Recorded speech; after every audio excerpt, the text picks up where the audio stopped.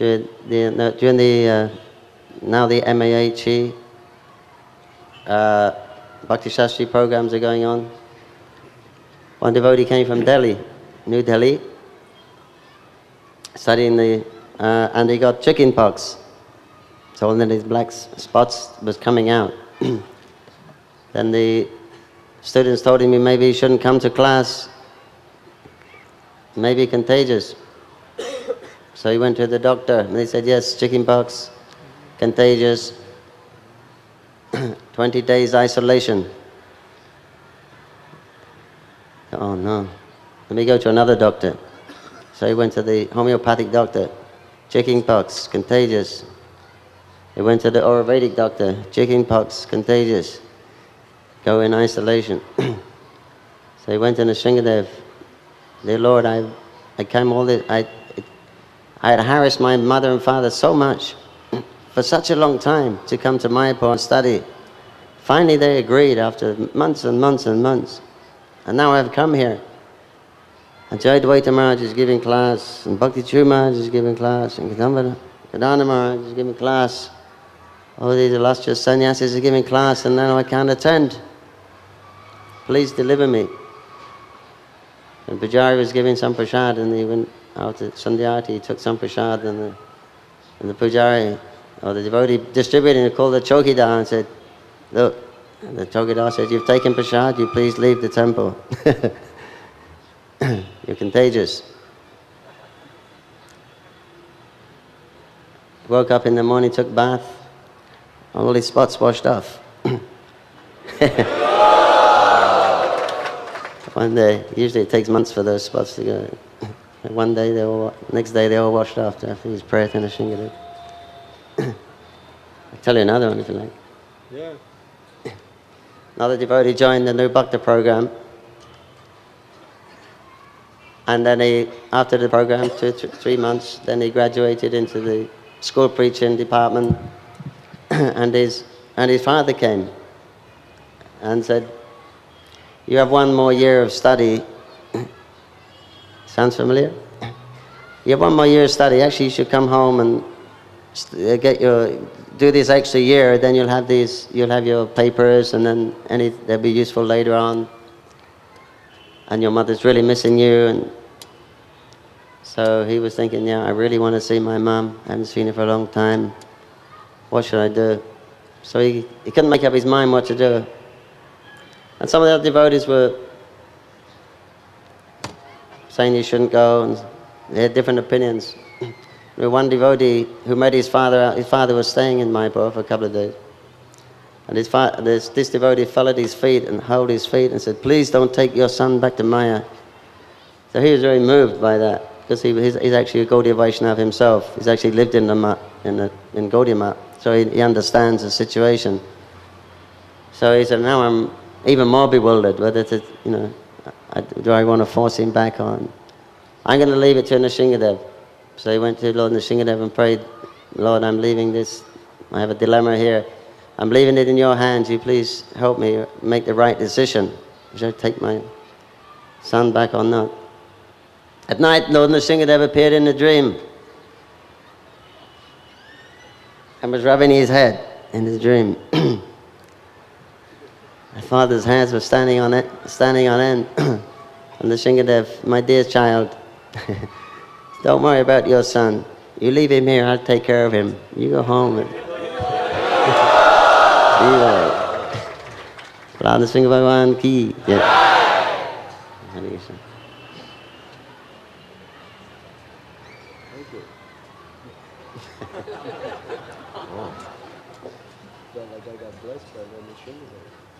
Evidence was ahead. No, it's great.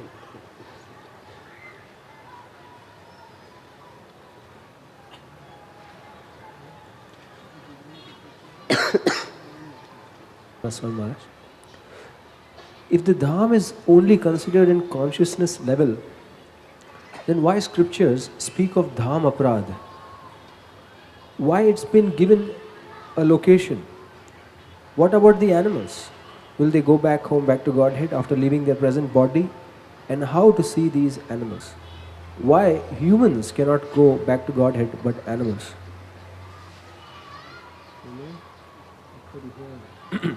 If the Dham is only considered in the consciousness level,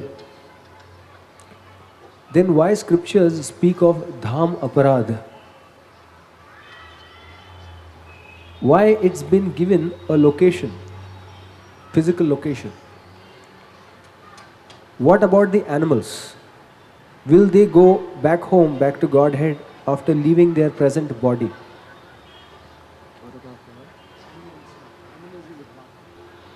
Hari.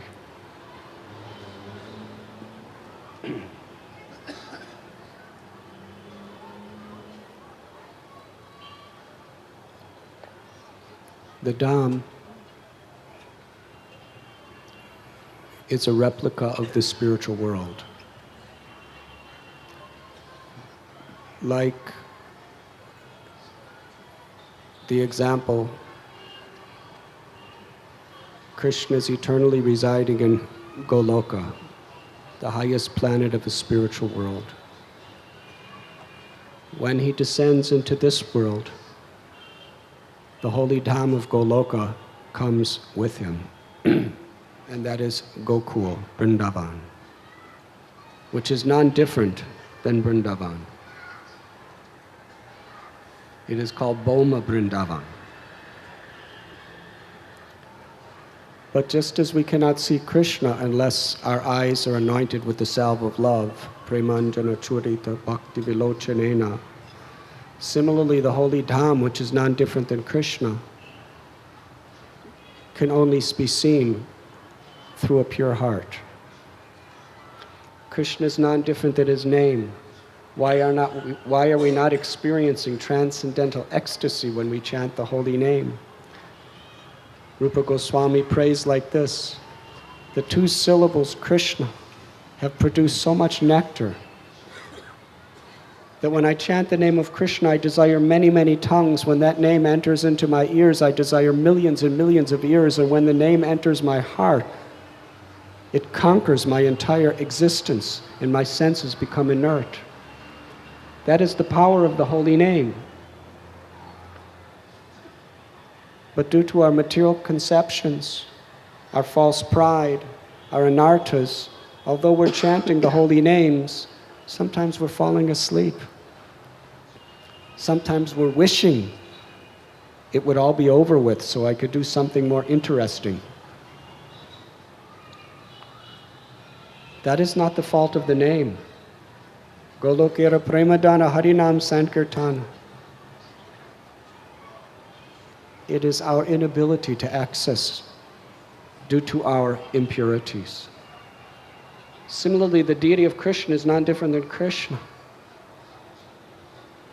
If Krishna is personally waiting for you at 4:30 or 5 o'clock in the morning, why is it so hard for us to get up and go and see him?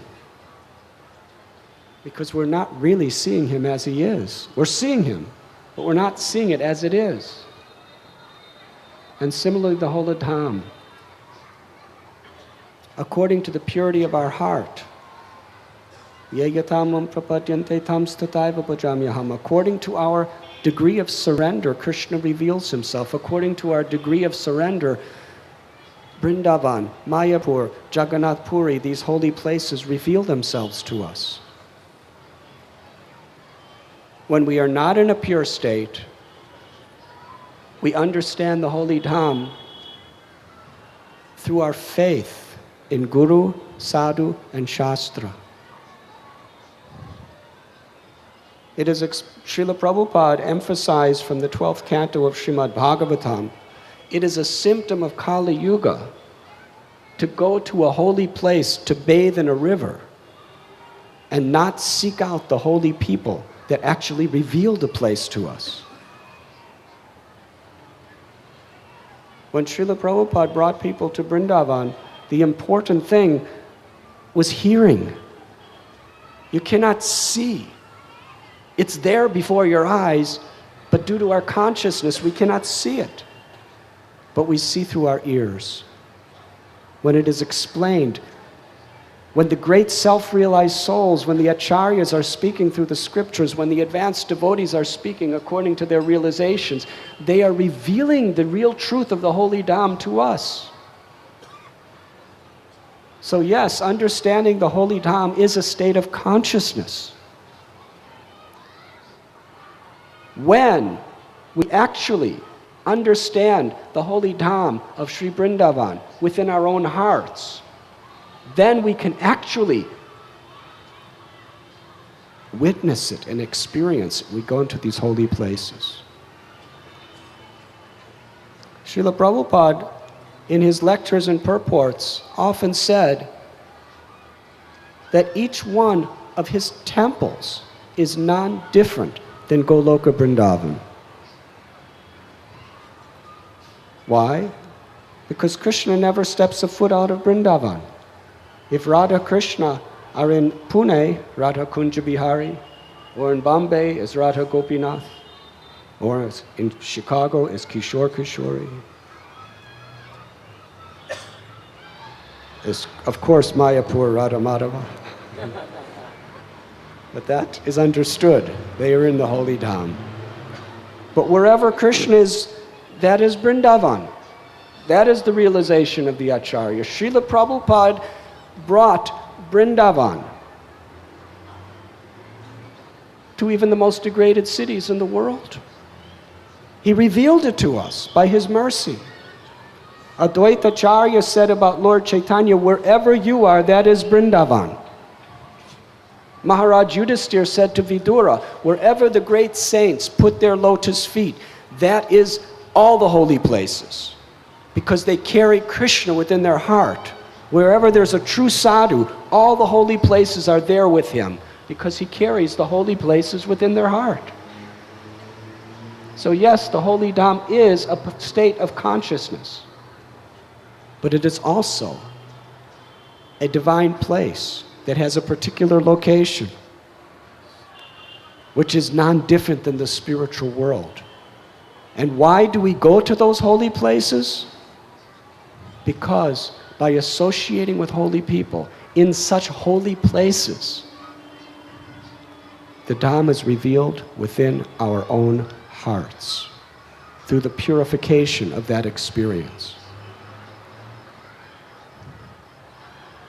And if we want to actually become purified, we must guard against the offenses to the holy name.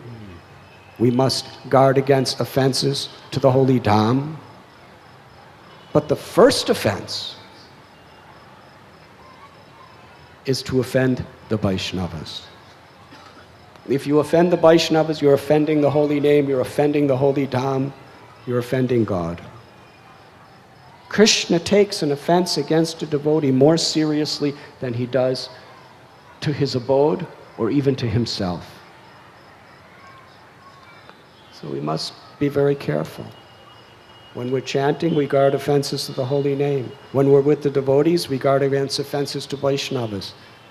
When we're doing deity worship, we guard against offenses to the deity. When we're in the holy Dham, we guard against offenses to the holy Dham.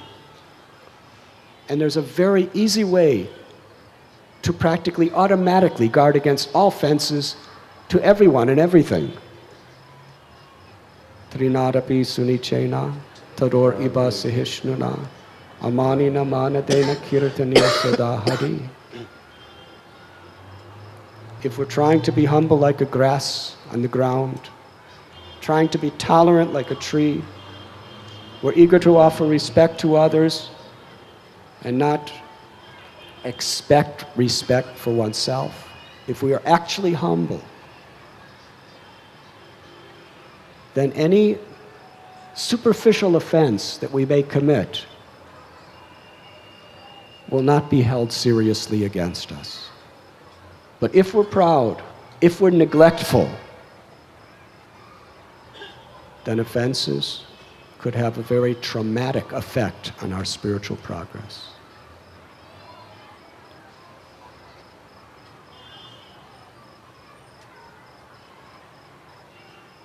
So just chant Hare Krishna and be happy. Wherever Krishna says to Narada Muni that wherever my devotees are gathered together to chant my names and glories, that is where I reside. And since Krishna never takes a step out of Vrindavan, wherever the devotees are gathered together to sincerely chant his names and glories, that is Vrindavan. That is Sri Mayapur Dham. That is Sri Jagannath Puri Dham.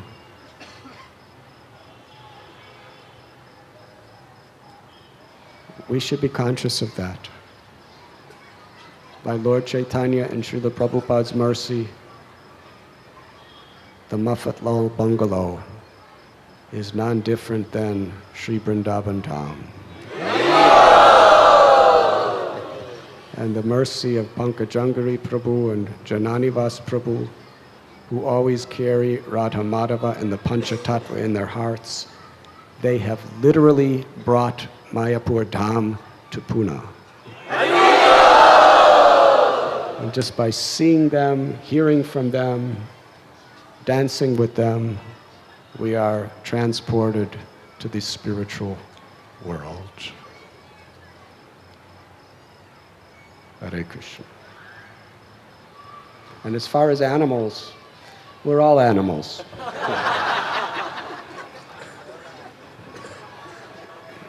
It is our great hope. When Lord Chaitanya Mahaprabhu was in Jharikanda, he induced animals to chant the holy names and sent them all back home, back to Godhead. So we should consider we are those animals. But if we somehow or other remain in the holy Dham with a proper consciousness, then we will also go back to Godhead. Hare Krishna.